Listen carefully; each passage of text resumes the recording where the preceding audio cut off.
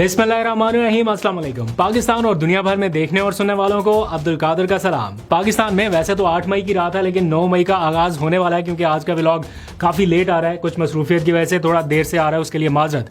लेकिन सुबह से लेकर शाम तक क्या हो रहा है, वफाकी दारुल-हुकूमत इस्लामाबाद में सुबह का आगाज़ भी ये फाइटर जेट्स की आवाज़ों के साथ हुआ, और अभी थोड़ी देर पहले भी यही सारा सिलसिला चल रहा था। तो मार्का हक का चूँकि 1 साल मुकम्मल हो रहा है, तो पूरे इस्लामाबाद में वफाकी दारुल-हुकूमत में ये आवाज़ें हमें सुनाई दे रही हैं, जो कि अच्छा लग रहा है कि ये सारा सीन जो कुछ भी हो रहा है। एनीहाउ, ज़रा सियासी खबरों के ऊपर बात करते हैं। अचानक से ऐसे कुछ इंडिकेटर्स मिल रहे हैं, ऐसे कुछ सिग्नल्स आ रहे हैं कि जैसे हुकूमत और पाकिस्तान तहरीक इंसाफ के दरमियान पसे पर्दा या तो कुछ राब्ते चल रहे हैं या फिर आने वाले चंद दिनों में होने का इम्कान है। इसलिए क्योंकि महमूद अचकज़ई जो कौमी असम्बली में अपोजिशन लीडर हैं, उन्होंने मौजूदा चीफ इलेक्शन कमिश्नर की तब्दीली या नए चीफ इलेक्शन कमिश्नर की तैनाती के लिए कुछ इकदाम शुरू कर दिए हैं।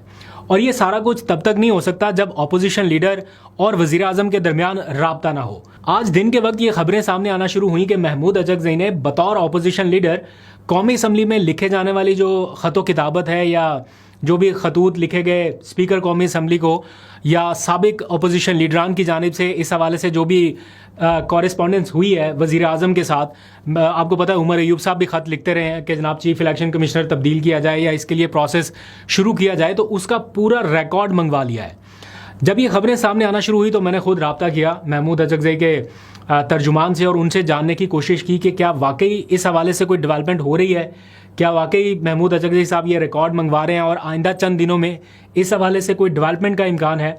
तो उन्होंने बताया कि बिल्कुल ये बात दुरुस्त है कि जो साबिक अपोजिशन लीडर की जानिब से ख़त लिखे गए थे या जो भी कॉरेस्पॉन्डेंस अभी तक हुई है, चाहे वो वज़ीर आज़म के साथ हुई या स्पीकर कौमी असम्बली के साथ हुई, इस प्रोसेस को इनिशिएट करने के हवाले से उसका रिकॉर्ड मंगवाया गया है। और आइंदा चंद दिनों में आपको ये खबरें सुनने को मिलेंगी, क्योंकि जो मौजूदा चीफ इलेक्शन कमिश्नर हैं वो 26वीं या गालबन 27वीं तरमीम के तहत एक तरह से ग्रेस पीरियड पर चल रहे हैं। उनका जितना टाइम था तैनाती का वो ख़त्म हो चुका।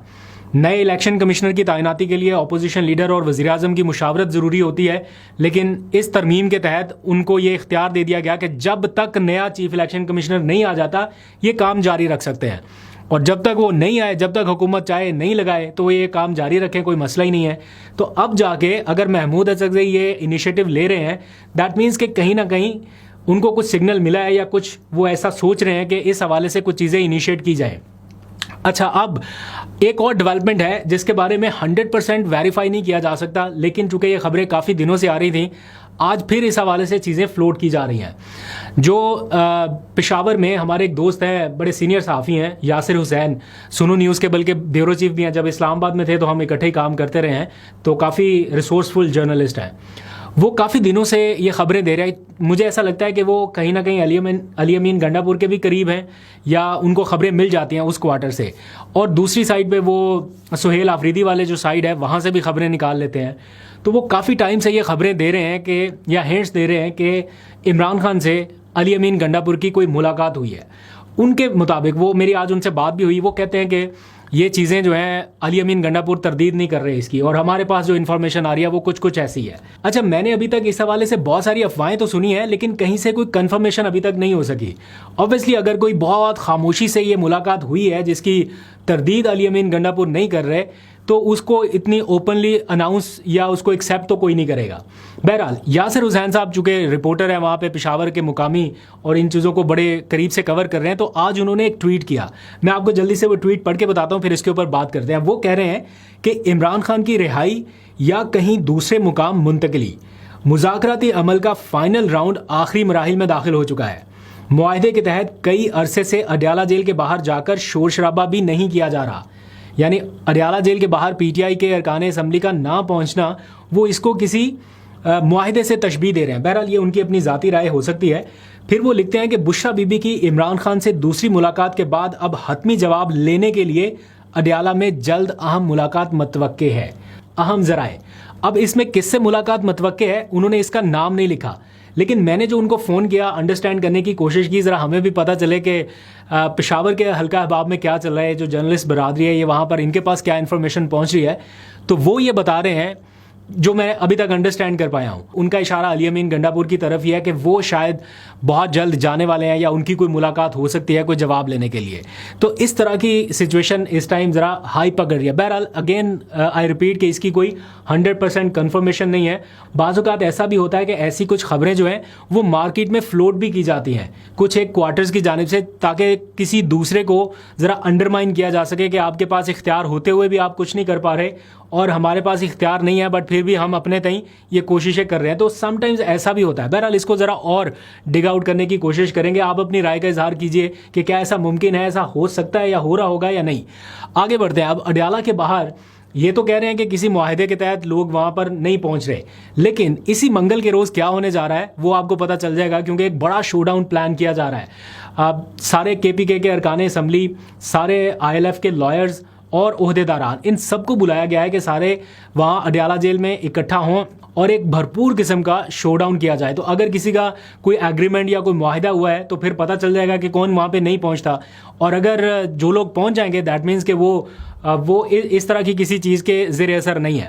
اچھا, اسی روز منگل کے روز زیادہ تگڑا شو ڈاؤن اس لیے ہوگا کیونکہ یا زیادہ نظریں اڈیالہ کی جانب اس لیے رہیں گی کیونکہ آج ہی اسلام آباد ہائی کورٹ نے منگل کے روز ہی اڈیالہ جیل کے سپریڈنٹ کو طلب کر لیا ہے بشرا بی بی کے ایک کیس میں, جس میں ان کی بیٹی نے یہ کہا کہ ہماری ان سے ملاقات نہیں ہو رہی یا معالج تک رسائی نہیں دی جا رہی. تو اس میں پہلے بلایا گیا تھا اڈیالہ جیل کے سپریڈنٹ کو, وہ نہیں آئے تھے. اب ایک بار پھر عدالت نے انہیں طلب کیا ہے اور آج اس کا باقاعدہ تحریری آرڈر جاری کر دیا ہے کہ 12 مئی کو یعنی منگل کے روز اڈیالہ جیل کے سپریڈنٹ ریکارڈ کے ہمراہ پیش ہوں. ایک طرف PTI کے ارکان وہاں پر پہنچے ہوئے ہوں گے, ملاقاتی بھی وہاں پر ہوں گے کہ ہماری ملاقات کرائی جائے, شور شرابہ ہو رہا ہوگا, اور دوسری جانب اڈیالہ جیل کے سپریڈنٹ کو اسلام آباد ہائی کورٹ طلبی کا سامنا ہوگا. اب دیکھتے ہیں کہ وہ آئیں گے یہاں پر یا ایک بار پھر سے وہ کہیں گے کہ جناب چونکہ منگل کا روز تھا, یہاں پر میری ذمہ داری کا تقاضا تھا کہ میں اڈیالہ جیل میں رہوں کیونکہ اتنی چیزیں باہر ہو رہی تھی اور راستے بند تھے تو میں نہیں آ سکا. کچھ اس طرح کی سچویشن بھی ہو سکتی ہے.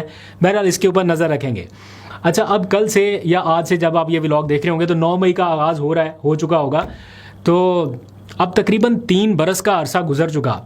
جو گرفتاریوں کا سلسلہ اس وقت شروع ہوا تھا وہ لگ بھگ ویسا سلسلہ ابھی بھی جاری ہے. اس کیس میں نہ صحیح لیکن اس کے جو کانسیکوینسز ہیں یا جو سرکمسٹانسز اس کے بعد پیدا ہوئے, ابھی تک گرفتاریوں کا سلسلہ جاری ہے, وہ اثر ختم نہیں ہوا.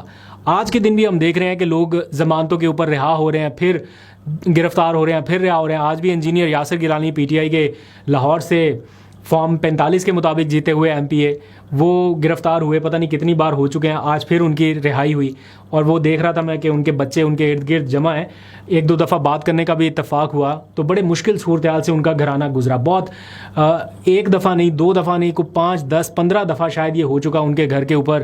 جب ان کی گرفتاری کا مرحلہ آتا ہے تو ان کی پوری فیملی کے ٹراما سے گزرتی ہے.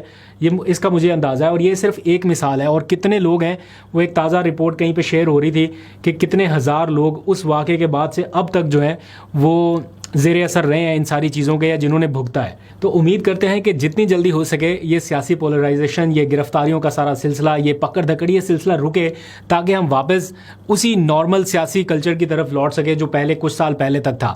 اینی ہاؤ, اب آتے ہیں ذرا امریکہ ایران صورتحال کے حوالے سے بات کرتے ہیں. یہ جنگی ساری صورتحال, صبح ٹرمپ کا پیغام آتا ہے تو پتہ چلتا ہے کہ جنگ ختم ہے, ہم جنگ نہیں کر رہے, کچھ بھی نہیں ہے. شام کو پتہ چلتا ہے ایران نے ڈرون فائر کر دیے, میزائل بیلسٹک چلا دیے, اور امریکہ ایران جنگ میں UAE ایک بار پھر نشانے پر آ گیا.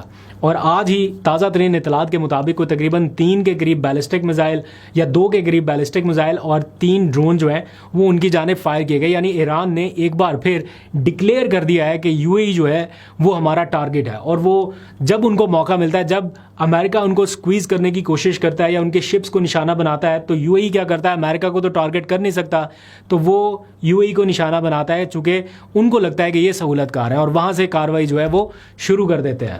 تو ابھی تک کوئی بہت بڑا میجر نقصان نہیں ہوا. فجیرہ پورٹ جو ہے اس کو نقصان ہوا تھا 2-4 دن پہلے, اور ابھی جو ڈرونز فائر کیے گئے یا بیلسٹک میزائل فائر کیے گئے ان کو تباہ تو کر دیا گیا, لیکن اس کے ملبے کے گرنے کے نتیجے میں کچھ لوگ زخمی ہوئے.